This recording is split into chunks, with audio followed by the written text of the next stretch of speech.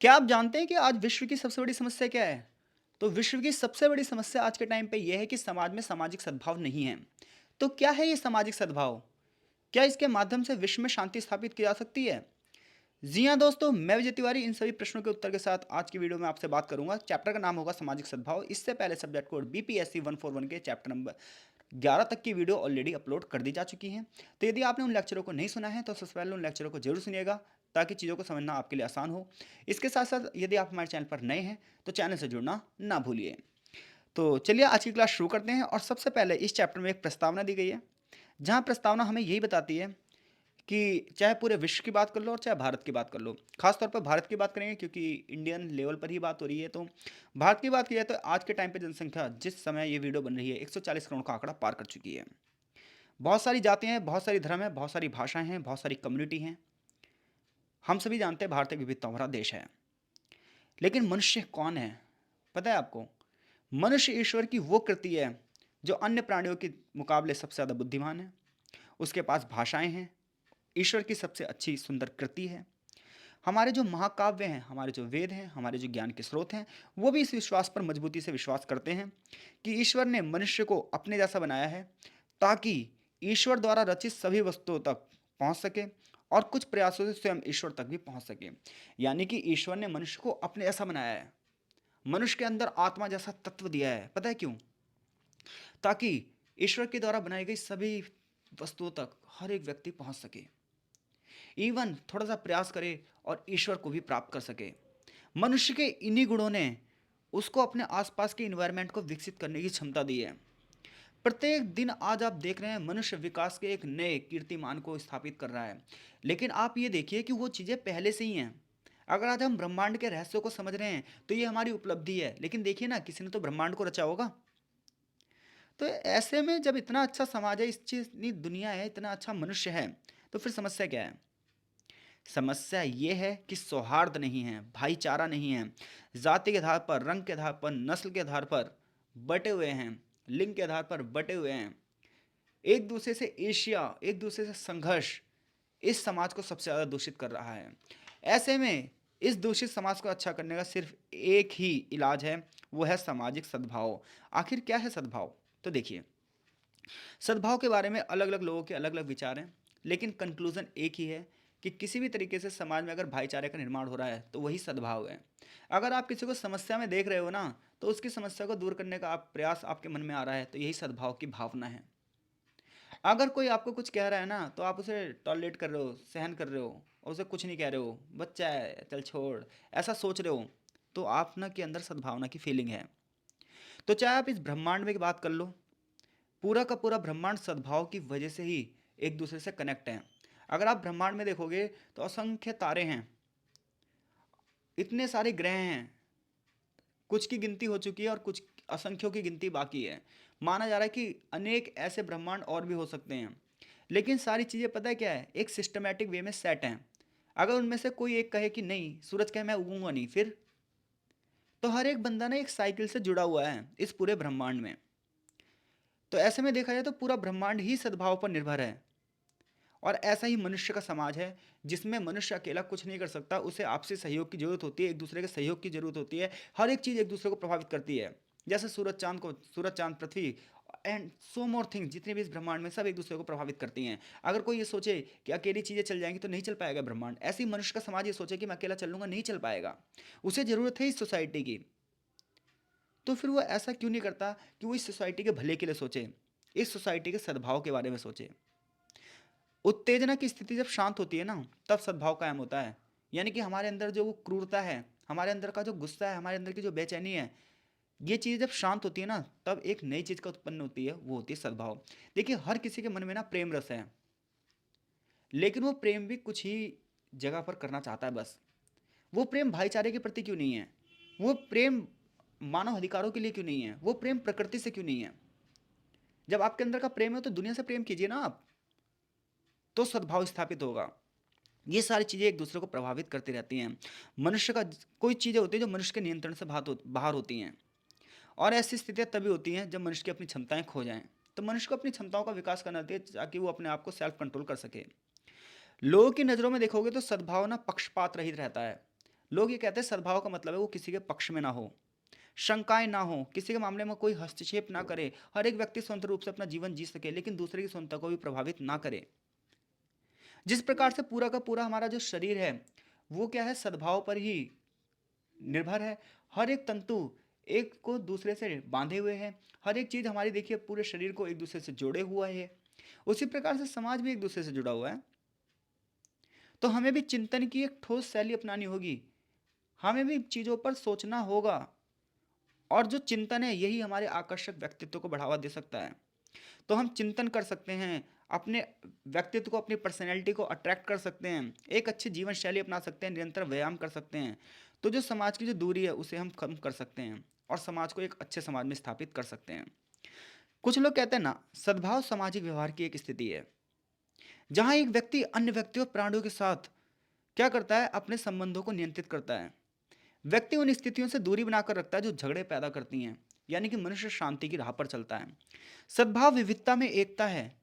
देखिए अगर समाज ना एक जैसा हो तो भी प्रॉब्लम है, और जब समाज विभिन्नताओं भरा हो तो भी प्रॉब्लम है। लेकिन जब समाज विभिन्नताओं भरा हो और वहां पर सद्भाव हो तो वो समाज सबसे जबरदस्त होगा। लेकिन कोई समाज में सारे बंदे एक जैसे ही हैं, एक ही धर्म के, एक ही जाति के, एक ही रंग के, एक जैसे ही हैं, और मान लो वहाँ सद्भाव है तो कोई अच्छी स्थिति नहीं है, क्योंकि बंदों की लाइफ बोरिंग हो जाएगी, कुछ है ही नहीं उनकी लाइफ में। आज इतने धर्म है, इतनी संस्कृतियां, तभी तो पूरे वर्ष भर कुछ ना कुछ चलता रहता है, तभी तो मजा आ रहा है। फिर हम क्यों नहीं रह पा रहे सद्भाव से? ऐसा ही चैप्टर समझाएगा। चैप्टर हमें बताएगा कि वेस्टर्न थ्योरी में किस प्रकार से सद्भाव के बारे में बताया गया है, सद्भाव के क्या क्या कारक हो सकते हैं, सद्भाव को किन किन भागों में बांटा जा सकता है, आगे इस चैप्टर में पूरा बताया जाएगा। तो वीडियो को अंत तक जरूर सुनिए। लेक्चर समझ में आ रहे हैं तो कमेंट बॉक्स में प्रतिक्रिया दीजिए, वीडियो को लाइक भी जरूर कीजिए। तो चलिए आगे बढ़ते हैं।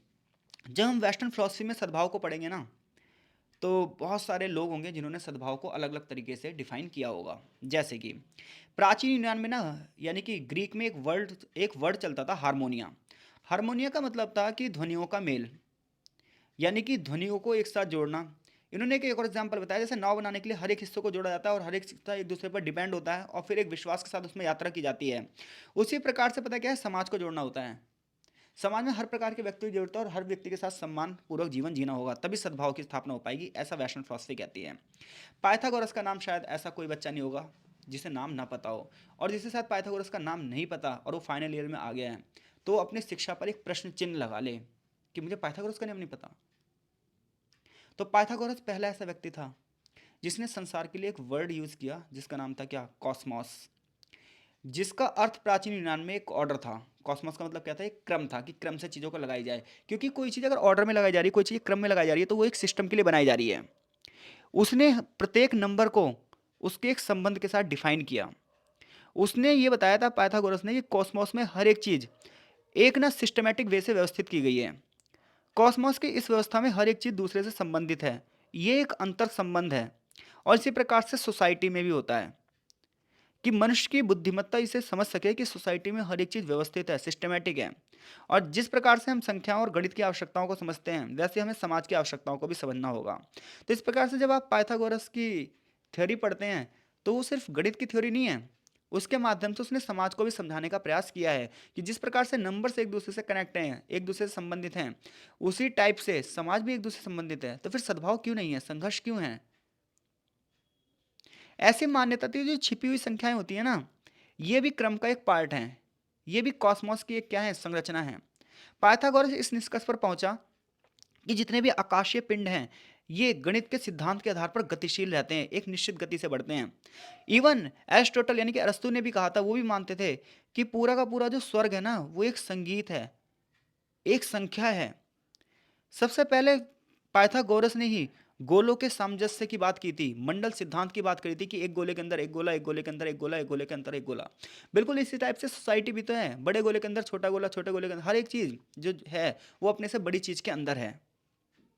तो पाइथागोरस की जो परियोजना थी ये शरीर और आत्मा के सामंजस्य की बात कर रही है, शरीर और आत्मा के तालमेल की बात कर रही है। पाइथागोरस का जो शिक्षण था उसका उद्देश्य ये था कि व्यक्ति जिस प्रकार से शरीर और आत्मा के बीच में संतुलन स्थापित करता है, उसी प्रकार उसे ब्रह्मांड में भी संतुलन स्थापित करना होगा, और उसी प्रकार से ब्रह्मांड में संतुलन स्थापित है, बस जरूरत है तो हमें उस हिसाब से चलने की। तो वो कहता है कि प्रत्येक व्यक्ति में ना सामंजस्य का, तालमेल का एक ना अनुक्रम है, एक ऑर्डर है। जिस प्रकार से संगीत एक ताल से चलता है, एक के बाद एक लय होती है, उसी प्रकार से हमारा शरीर, हमारी आत्माएँ एक दूसरे से एक तार्किक क्रम में जुड़ी हुई हैं। और ऐसा केवल वही सोच सकता है जो तर्कसंगत हो, जिसके अंदर लॉजिकल पावर हो। जिसे सिर्फ प्रश्न का उत्तर देना है उसके लिए तो कोई बड़ी बात है ही नहीं, उसके लिए तो फर्रा है। बट जिसके अंदर लॉजिकल पावर है तो इन लाइनों को सोचता है, इन लाइनों को समझता है। महान विचारक प्लेटो की अगर बात की जाए तो प्लेटो भी पाइथागोरस का बहुत बड़ा प्रशंसक था। प्लेटो ने दावा किया कि एक दार्शनिक की शिक्षा, एक फिलोसफर की शिक्षा पता कहाँ से शुरू होनी चाहिए? गणित और ज्योमेट्री के नियम से। क्योंकि गणित और ज्योमेट्री का नियम ना आपको पता है क्या दिखाता है? ज्यामिति के नियम आपको क्या सिखाता है? अनुशासन सिखाता है, सामंजस्य दिखाता है, तालमेल दिखाता है, किस प्रकार से चीज़ें एक दूसरे से जुड़ी हुई हैं। और जब आप एक विशुद्ध बुद्धिमत्ता की ओर जा रहे हो तो आपको ये चीज़ें आनी चाहिए। इसी प्रकार से महान दार्शनिक सुकरात की बात की जाए तो उन्होंने एक बार ग्लाउकॉन से कहा भी था कि ये संभव है कि जब आंखें खगोलीय गति पर केंद्रित होंगी और कान संगीत में ध्वनियों पर केंद्रित होंगे, तो इस प्रकार खगोल और संगीत का विज्ञान आपस में एक दूसरे से जुड़ा होगा। ग्लाइकोन यही तो पाइथागोरस भी कहता है। हम सहमत हैं क्या? नहीं। यानी कि प्लेटो की बात कर लो आप, चाहे आप सुकरात की बात कर लो, ये सब पाइथागोरस से सहमत थे कि जिस प्रकार से नंबर सिस्टम एक दूसरे से जुड़ा हुआ है, उसी प्रकार से समाज भी एक दूसरे से जुड़ा हुआ है। इसी प्रकार से गॉटफ्रीड विल्हेम की बात की जाए तो इन्होंने भी सद्भाव और सामंजस्य की बात करी है। ये भी आधुनिक सिद्धांतकारों में से एक थे। इन्होंने भी बताया कि ये सारी चीज़ें पहले से ही स्थापित हैं, पहले से ही सारी यूनिट्स आंतरिक कारणों द्वारा संचालित होती हैं, बाहरी शक्तियाँ इन सब चीज़ों से प्रभावित रहती हैं, लेकिन फिर भी हर एक चीज़ें एक दूसरे से जुड़ी हुई हैं। एक बार बताओ, नेचर पहले से ही है, ह्यूमन बाद में आया है, लेकिन फिर भी मनुष्य प्रकृति को प्रभावित कर रहा है और प्रकृति मनुष्य को समय समय पर प्रभावित कर रही है। तो ये सब ईश्वर की एक दिव्य योजना है, ऐसा माना जा रहा है। ये एकल वस्तु जो भी है, एकल व्यक्ति जो भी है, ये सब इस डिजाइन का सिर्फ एक हिस्सा हैं। सारी घटनाएं एक दूसरे को प्रभावित कर रही हैं और स्वतंत्र रूप से ये क्रिया लगातार चलती जा रही है। यानी कि अगर आप टूल्स की बात करो, आप नेचर्स की बात करो, या फिर हर एक जगह देखो आप, तो हर एक चीज़ें एक दूसरे से कनेक्टिविटी है। कुल मिलाकर मूल सार यही बता रहा है। तो जिस प्रकार से हर एक चीज़ की एक दूसरे को ज़रूरत है, हर एक चीज़ एक दूसरे से कनेक्ट है, तो मनुष्य का ये समाज क्यों नहीं कनेक्ट है? आखिर ऐसी क्या समस्याएं हैं जो मानव सद्भाव नहीं विकसित कर पा रहा है? मनुष्य एक सहनशील समाज की स्थापना नहीं कर पा रहा है। ऐसे एक व्यक्ति थे डेवी। डेवी पता क्या कहते हैं? क्या ये व्यक्ति के सुंदर अनुभव यानी कि अच्छी यादों के सद्भाव की चर्चा करते हैं। उनका मानना है कि समाज में पता है क्या है, कि समाज में प्रत्येक व्यक्ति के पास साथ अच्छा व्यवहार हो तो पता क्या होगा, तो एक पॉजिटिव सोसाइटी की स्थापना होगी। क्योंकि व्यक्ति के अंदर अन्याय की भावना कब आती है? जब उसके साथ में गलत व्यवहार होता है। तो ऐसे में डेवी ये कहते हैं कि व्यक्ति के साथ में सुंदर अनुभव होने चाहिए। उसका सामाजिक दर्शन ना आदर्श समुदाय का वर्णन करता है। आदर्श कम्युनिटी एक ऐसी कम्युनिटी होती है जहां पर हर एक बंदा नेक दिल का होगा, हर एक बंदा दयालु होगा, हर एक बंदा परोपकारी होगा, हर एक व्यक्ति व्यक्ति के लिए सोशल वर्क करना चाहेगा। व्यक्ति समाज के सुंदर यूनिट का विकास नहीं करेगा, बल्कि हर एक व्यक्ति दूसरे के साथ संबंधों को विकसित करेगा। कोई व्यक्ति अपने आप को ना समाज की यूनिट नहीं समझेगा, बल्कि वो क्या करेगा, वो हर एक दूसरे को दूसरे पर पराश्रित समझेगा, आश्रित समझेगा। ऐसा डेवी की किताब में लिखा है। और जब हर व्यक्ति को यह एहसास होगा कि हर एक व्यक्ति एक दूसरे पर डिपेंड है, तो शायद वो उसका सम्मान करेगा और ये सब चीज़ें समाज के लिए लाभकारी होंगी। कह रहा है सद्भाव ना स्थिर नहीं हो सकता कभी भी, सद्भाव कभी फिक्स नहीं हो सकता। इसमें समान तत्वों का संयोजन भी नहीं हो सकता। कोई चीज़ें हैवी हो सकती हैं और कोई चीज़ें कम हो सकती हैं। तो सद्भाव विविधता है, विपरीतता है। इसके साथ साथ इसमें तनाव नहीं होना चाहिए और प्रतिरोध नहीं होना चाहिए। तो अगर क्वेश्चन आ जाए सद्भाव की अवधारणा पर टिप्पणी कीजिए, तो आप सद्भाव के बारे में बताओगे, और अगर ये सब चीज़ें आपको याद रहीं तो आप बताइएगा। नहीं याद रही तो भी काम चल जाएगा, क्योंकि 10 क्वेश्चन आएंगे, 5 ही तो करने हैं पेपर में। 5 छोड़ने भी तो हैं, तो इस चैप्टर से छोड़ देना, क्या दिक्कत है? लेकिन फिर भी चीज़ें आसान हैं, आप इसे कठिन ना माने। आगे चैप्टर बहुत ईजी है, बस ये वाला पैराग्राफ था जो थोड़ा सा भटकाऊ था। आगे देखिए, सद्भाव का वर्गीकरण किया गया है। तो देखो, सद्भाव का मतलब है संघर्ष की अनुपस्थिति ना हो। अब एशियाई देशों की बात करोगे, और एशिया में जितने भी परिवार रहते हैं, ये लोग पता क्या कहते हैं? ये कहते हैं परिवार खुशहाल होना चाहिए, यही आवश्यक गुणों में माना जाता है। जबकि वेस्टर्न फिलॉसफी अलग कहती है। वेस्टर्न फिलॉसफी डेवलपमेंट की बात करती है, वो समाज में एक ना स्टैंडर्ड की बात करती है। लेकिन जो एशियाई फिलॉसफी, वो पता क्या कहती है, कि मनुष्य ना बस खुश रहना चाहिए, चाहे कुछ हो चाहे ना हो, संतुष्ट रहना चाहिए। लेकिन पता है, अगर आप संतुष्ट हो तो संतुष्टि वैसे तो ठीक है, लेकिन संतुष्टि पता है कि आपके विकास में बाधक है। क्योंकि आप संतुष्ट हो जाओगे, आप आगे काम ही नहीं करोगे। तो एक असंतुष्ट मनुष्य ही नई चीज़ों का क्या करता है, निर्माण करता है। और एक संतुष्ट मनुष्य पता है क्या करता है, परिस्थितियों से तालमेल बिठा देता है और वहीं रुक जाता है। तो वेस्टर्न फिलॉसफी थोड़ी सी अलग है और एशियन फिलॉसफी थोड़ी सी अलग है। एशियाई माता-पिता और बच्चे उन गुणों को शायद ही वर्णन करते हैं, जिन्हें यूरोप और अमेरिका में क मूल्यवान समझा जाता हो। यानी कि यूरोप और अमेरिका में जिन चीज़ों को मूल्यवान समझा जाता है, वही चीज़ें हमारे यहाँ क्या हैं, छोटी चीज़ें हैं। और ख़ैर ठीक भी है, हर देश की अपनी संस्कृति अलग है। तो ऐसे में बहुत सारे संस्थान हो सकते हैं, जो हमारे अंदर सद्भाव को बाँटते हैं। पहला है पारिवारिक। सबसे पहली बात तो यह है, व्यक्ति के स्वभाव पर किसका सबसे ज़्यादा प्रभाव पड़ता है? परिवार का। व्यक्ति परिवार में जन्म लेता है और परिवार में ही उसका पालन पोषण होता है। उसके परिवार की स्थिति, उसके अभिभावक, ये सब चीज़ें उसके व्यक्तिगत गुण को प्रभावित करते हैं। हर एक बच्चे की जो पर्सनैलिटी होती है वो अपने परिवार से कहीं ना कहीं प्रभावित होती है, क्योंकि उसके माता पिता का उस पर बहुत बुरा प्रभाव पड़ता है।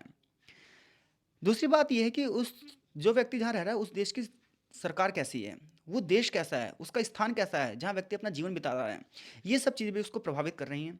सोचिए, अगर एक बच्चा है, वो इसराइल में पैदा हुआ है, वो फिलिस्तीन में पैदा हुआ है, आए दिन संघर्ष देख रहा है, अफगानिस्तान में पैदा हुआ है, तो वो थोड़ा सा हिंसक होगा। लेकिन एक बच्चा नॉर्वे में पैदा हुआ है, स्वीडन में पैदा हुआ है, उसने संघर्ष देखा ही नहीं है, तो उसे लगेगा ना चीज़ें बहुत अच्छी हैं।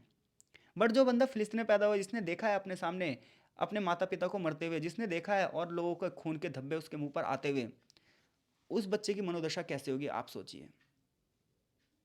तो राष्ट्र और सरकारें प्रभावित करती हैं, संगठन भी प्रभावित करते हैं सद्भाव की भावना को।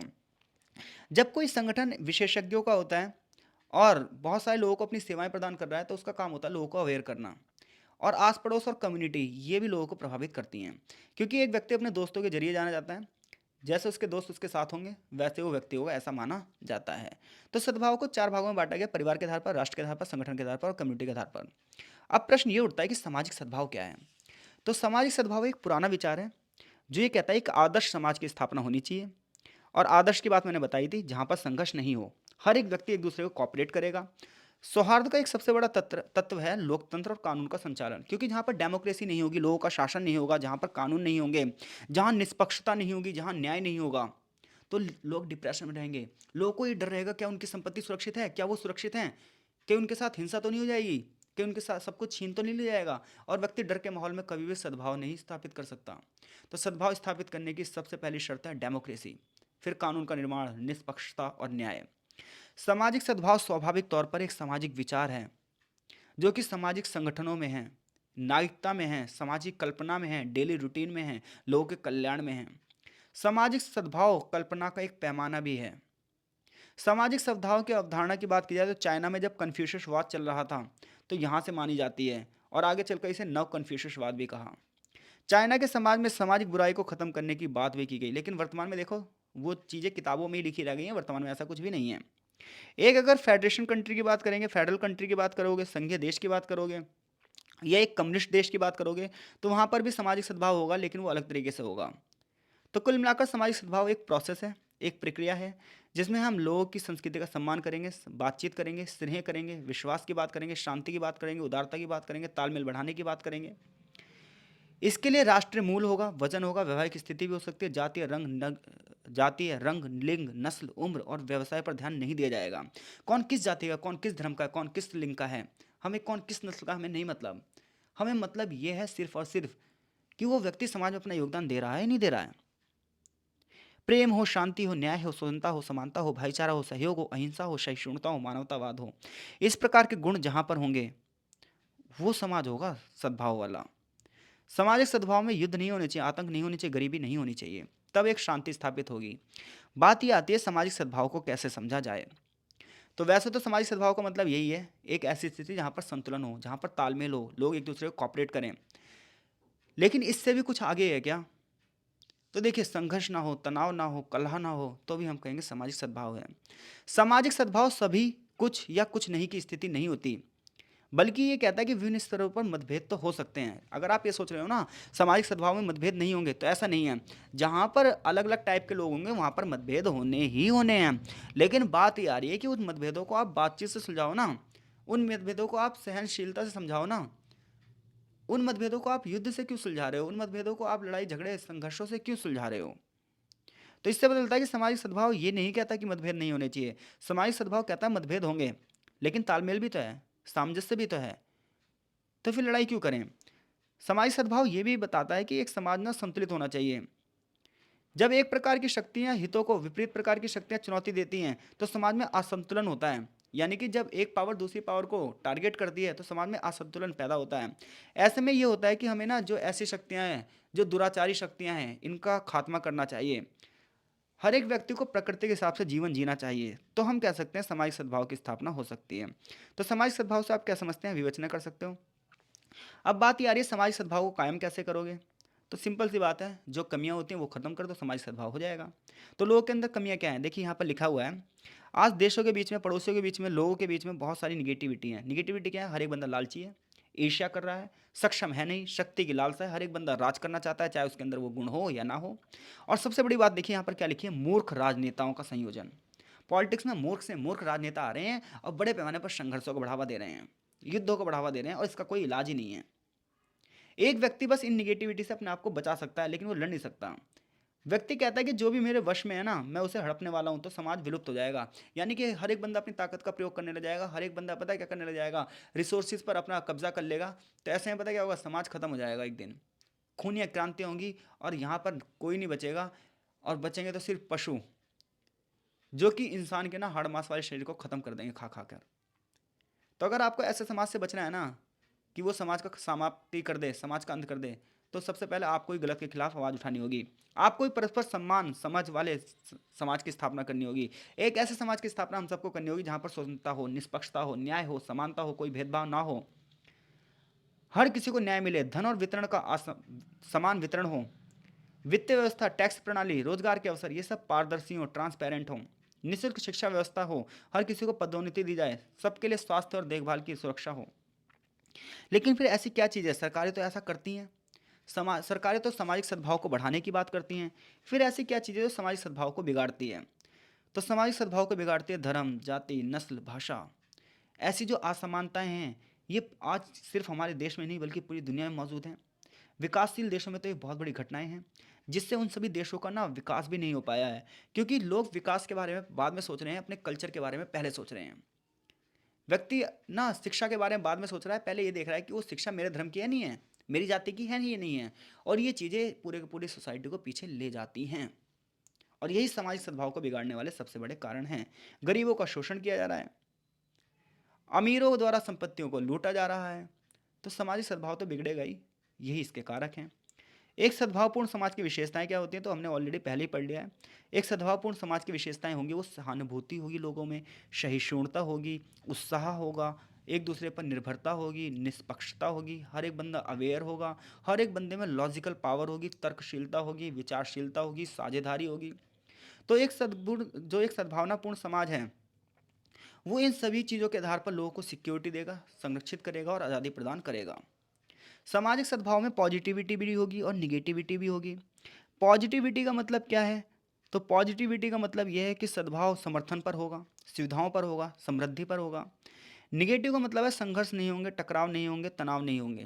तो देखिए, आप ऐसा समाज सोच ही नहीं सकते जहाँ संघर्ष नहीं होंगे, तनाव नहीं होंगे। संघर्ष तनाव होंगे, लेकिन बात यह है, दंगे फसाद नहीं होने चाहिए। आगे चैप्टर में सामाजिक सद्भाव को बढ़ावा देने वाले कुछ कारक बताए गए हैं।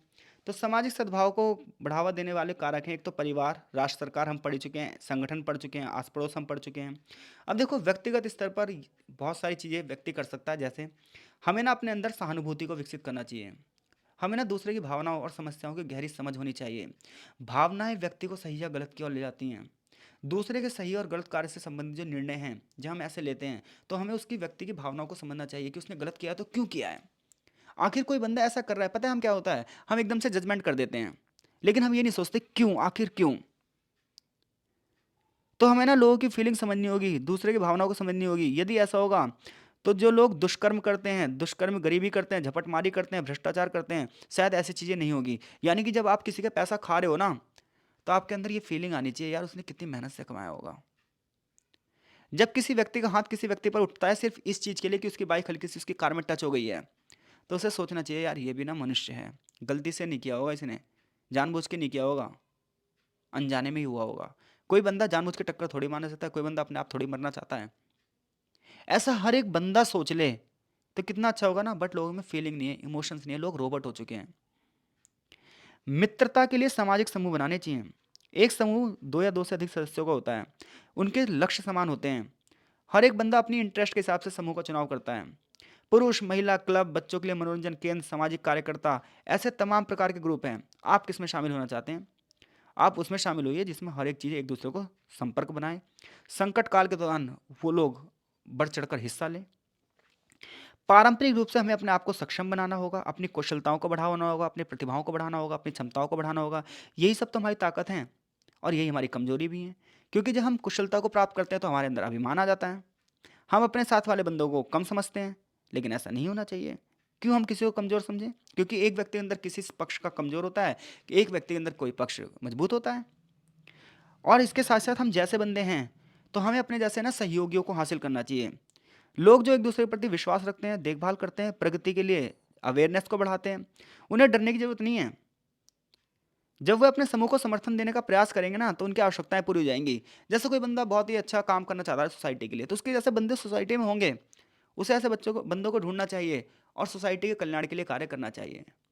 जैसे कि एजुकेशन सिस्टम में होता है। एजुकेशन सिस्टम में एक टीम काम करती है, लेकिन पता है क्या होता है हमेशा? एक व्यक्ति अच्छा करना चाहता है, लेकिन बाकी लोग नहीं। ऐसे पॉलिटिक्स में होता है, एक व्यक्ति अच्छा करना चाहता है, बाकी लोग नहीं। तो सहयोगियों को हासिल करना एक बहुत बड़ा काम है। और अगली बात ये है अंतर समाप्त करना। हर पूरे ब्रह्मांड में द्वंद्व है, हर जगह मतभेद हैं, संघर्ष हैं। तो ऐसे में जो दो विपरीत शक्तियाँ, दो अपोजिट जो फोर्स हैं, इनका जो चॉइस है वो एक समान है, विकल्प एक समान है। दोनों निर्माण की ओर अगना चाहते हैं, कोई ना विनाश की ओर नहीं जाना चाहता।